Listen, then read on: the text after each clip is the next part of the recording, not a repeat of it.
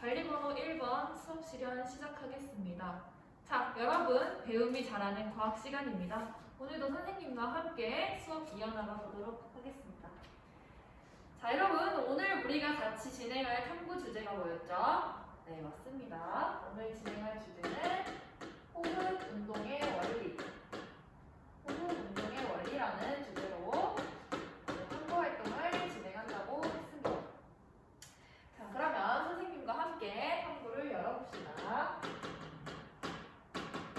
우리 지금까지 활동지, 자료 1 활동지를 모두 배부했고 여러분이 탐구 과정을 영상 통해 같이 시청을 했습니다. 또 선생님이 유의사항을 안내했었는데 어떤 유의사항이 있었죠? 그렇죠. 첫째, 손 다치지 않게 유의해서 활동하기. 둘째, 네 맞아요. 오늘 활동에 필요한 이 고무풍선 미리 숨을 불어서 늘려놓기라는 유의사항을 2가지 안내했습니다. 자, 그러면 이제 본격적으로 우리가 호흡 운동 모형을 만드는 탐구 활동을 진행하기 전에 선생님이 몇 가지 안내사항 안내하고 탐구 시작하겠습니다. 자, 오늘 탐구 활동에 진행할 내용은 우리 이 모형을 만드는 것과 더불어서 정리하기 토의까지 함께 진행해주면 되고요. 그리고 자, 선생님이 여러분 탐구 활동 그리고 토의 진행하는 동안 선생님이 여러분을 관찰해서 여러분의 과정을 평가할 계획이고, 그리고 여러분도 또한 자기 평가와 동료 평가를 함께 실시할 겁니다. 그러니까 선생님이 지켜보고 있지 않더라도 여러분 탐구 활동 적극적으로 참여해야겠죠. 네, 좋습니다.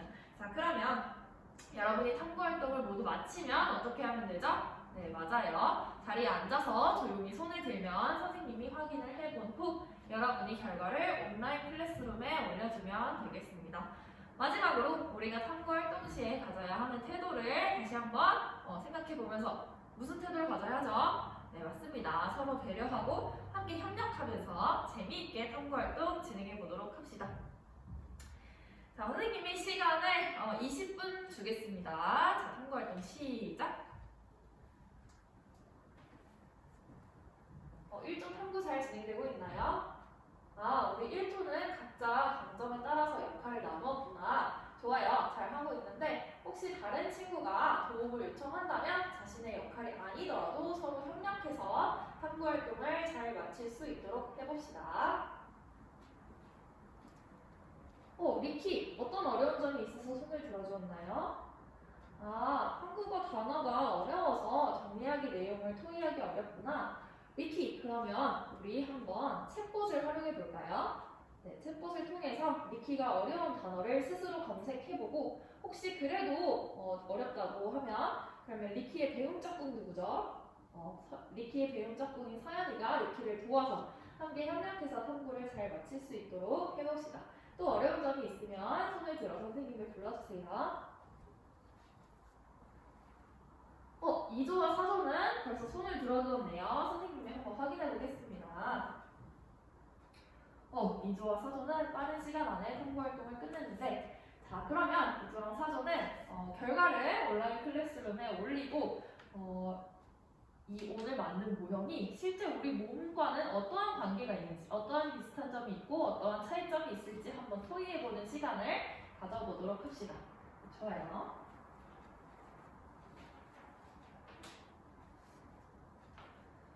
네, 여러분 이제 여러분 주어진 시간이 모두 끝났습니다. 네, 모두 아직 시간이 더 필요한 적 있나요?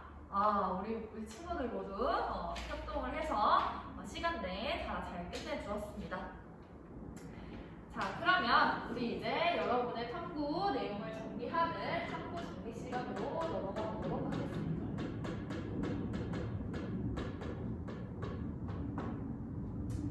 일단 여러분이 만든 호흡 운동 모형 어떤 것들이 있었죠? 모형에 어떤 기관들이 있었냐?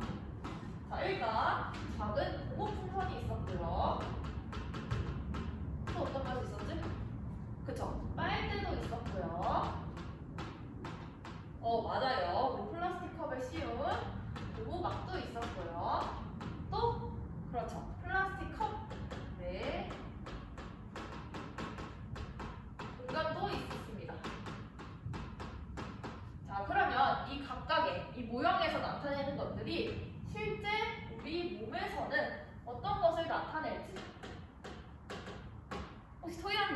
발표해볼 친구가 있을까요? 우리 경연이가 한번 발표해볼까요?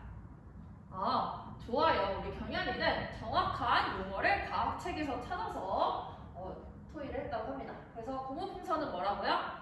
네, 고무풍선은 우리 몸의 폐에 해당하고 빨대는 기관과 기관지에 해당한다고 합니다. 그러면 고무막은 우리 몸의 가로막에 해당한다고 하고 이 가로막은 다른 말로 횡격막이라고도 합니다. 그러면 플라스틱 컵 내 공간은 뭐라고 한다고요? 네, 흉곽이라고 아주 잘 발표를 해주었습니다. 자, 이렇게 이 모형이 각각 이런 우리 몸에 해당한다는 것까지 살펴봤는데, 자, 그러면 정리하기 2번 내용. 우리가 고무막을 모형에서 고무막을 잡아당기고 놓았을 때 그 안에 있는 고무풍선의 부피는 어떻게 변화했는지, 그리고 또 이를 바탕으로 공기가 어디서 어디로 이동했는지 발표해볼 친구 있을까요? 우리 정민이가 한번 발표해봅시다. 좋아요. 우리 정민이가 발표한 내용을 살펴보면, 자, 일단 고무막을 당겼을 때는 고무풍선의 부피가 어떻게 됐다고요? 네, 고무풍선의 부피가 증가했다고 합니다. 그럼 공기가 어디서 어디로 이동한 걸까요? 그렇죠.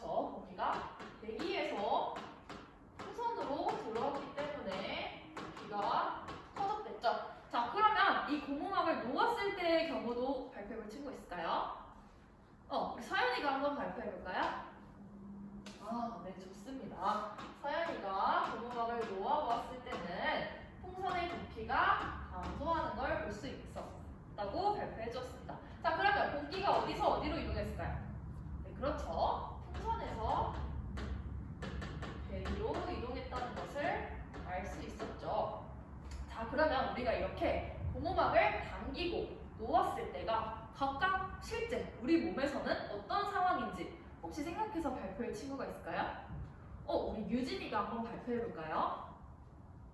네, 좋습니다. 우리 유진이가 잘 발표해 주었는데, 자, 고무막을 당겼을 때 풍선 부피가 증가하는 상황은 우리 몸에서 들숨에 해당한다고 합니다. 그렇죠. 풍선이 어떤 것에 해당한다 했었죠? 그렇죠. 폐에 해당한다고 했으니까 폐의 부피가 증가하는 상황은 들숨. 맞죠? 자, 그러면 누웠을 때는 어떤 상황이라고요? 네, 맞습니다. 이 고무막을 놓았을 때는 우리가 숨을 내뱉는 말숨의 상황이라고 볼 수 있겠죠. 따라서 폐의 부피가 감소하는 것을 확인할 수가 있겠습니다. 자, 이렇게 우리가 여러분이 만들어준 모형과 실제 우리 몸을 연관 짓는 과정까지 해보았습니다. 그러면 우리가 자료를 하나 더 활용해서 호흡 운동의 원리를 정리해 볼 건데요. 자, 그 전에 선생님이 힌트를 줄 것이 하나 있습니다. 자, 여러분, 주사기를 우리가 쓸 때 이 피스톤을 잡아당기면 주사기 내의 부피가 어떻게 되죠? 그렇죠. 부피가 증가합니다. 자, 여러분, 우리 중1 때 부피가 증가하면 압력은 어떻게 된다고 했었죠? 네, 맞아요. 압력은 감소한다고 우리가 배웠었습니다. 자, 그럼 여러분, 공기는 어디서 어디로 이동하게 될까요? 네, 맞아요.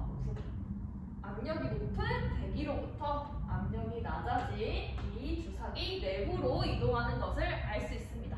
이를 통해 공기는 압력이 높은 곳에서 낮은 곳으로 이동한다라는 것까지 여러분이 한번 확인해 본 후 우리 이제 호흡 운동 원리를 정리해 봅시다.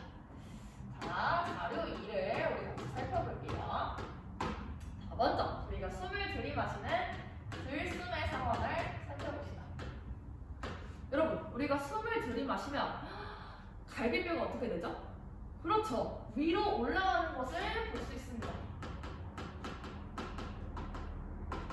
그리고 우리 아까 모형을 통해 확인해 봤을 때 숨을 들이마실 때는 가로막이 어떻게 될까요? 그렇죠. 가로막은 아래로 내려가게 됩니다. 자, 그러면 이렇게 갈비뼈는 위로 올라가고 가로막은 아래로 내려가면 이 변화할까요? 그렇죠. 흉곽 부피가 증가하는 것을 알 수 있겠죠? 자, 아까 부피가 증가하면 압력은 어떻게 된다고 했었죠? 감소한다고 했었죠. 그러므로 흉곽과 그리고 흉곽 내에 있는 폐의 압력은 감소하게 됩니다. 자, 그러면 흉곽과 폐의 압력이 비교적 낮아졌어. 그러면 공기는 어디서 어디로 들어올까요?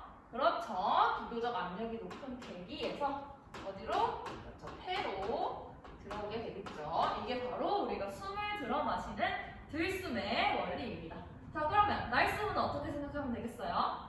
그렇죠. 반대로 생각하면 되겠죠. 자, 숨을 후 하고 내뱉었을 때는 자, 갈비뼈 어떻게 되죠? 그렇죠. 갈비뼈는 아래로 내려가고 가로막은 어떻게 될까요? 네, 그렇죠. 우리가 가로막을 놓았을 때 고무막을 놓았을 때 날숨에 해당한 것처럼 가로막은 위로 올라가게 됩니다. 자, 그럼 반대로 갈비뼈가 내려오고 가로막이 올라가니까 흉곽 내 부피는 어떻게 돼? 그렇죠. 감소하게 되겠죠. 자, 이어서 부피가 감소했으니까 압력은 증가할 것이고 따라서 공기는 압력이 높은 폐에서 대기로 빠져나갈 것이다. 까지 여러분 잘 이해되나요? 네, 좋습니다. 우리 지금까지 이렇게 모형과 우리 몸을 연관지어보는 그러한 시간을 가졌는데 그럼 여러분 우리 이 오늘 활용한 모형과 우리 실제 몸은 정확히 똑같이 일치할까요? 아니면 다른 점이 있을까요? 그쵸. 다른 점이 있을 수 있겠죠. 그럼 혹시 어떤 다른 점이 있는지 발표해줄 친구가 있을까요? 우리 리키가 한번 발표해봅시다. 아, 좋아요. 리키가 발표해준 바에 따르면 우리가 호흡운동 원리를 공부할 때에는 갈비뼈가 위아래로 내려간다고 했는데 오늘 모형에서는 갈비뼈의 움직임을 표현하지 못했어요. 라는 차이점을 잘 찾아줬습니다. 차이점 첫 번째.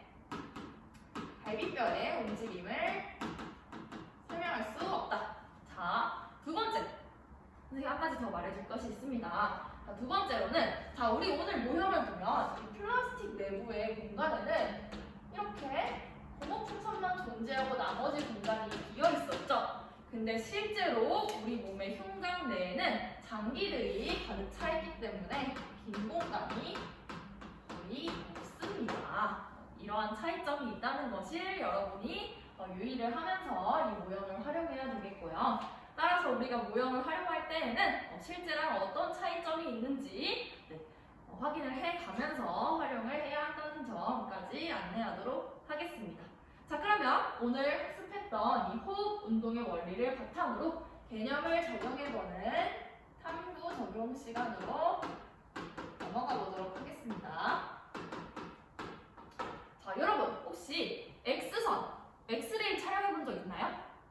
엑스레이 촬영할 때 숨을 참으라고 해요? 아니면 들이마시라고 해요?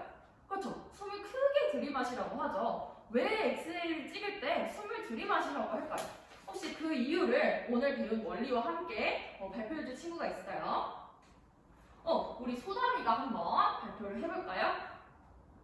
네, 좋습니다. 우리 소담이가 오늘의 내용을 잘 정리해서 발표해 주었는데 자, 들숨 시에는 갈비뼈가 올라가고 가로막이 내려가기 때문에 흉곽의 부피가 증가해요. 따라서 흉곽과 폐 압력이 감소해서 공기가 대기에서 폐로 이동하기 때문에 폐의 부피가 커진다고 합니다. 따라서 폐의 부피가 커지면 폐를 관찰하기 좋기 때문에 이렇게 숨을 들이마신다고 해요. 들이마시는 거예요. 라고 우리 소담이가 발표를 잘 해주었습니다. 네, 맞습니다. 이렇게 우리가 숨을 들이마셨을 때는 폐의 부피가 커지기 때문에 우리가 폐 이상을 관찰하기 더 좋겠죠. 네, 좋습니다. 여러분이 호흡 운동의 원리를 아주 잘 이해해 준 것 같아요. 자, 그러면 우리 오늘 배운 내용을 평가하는 과정으로 넘어가 보면서 오늘 수업 이어나가 보도록 하겠습니다. 네, 수업 시간 이상입니다.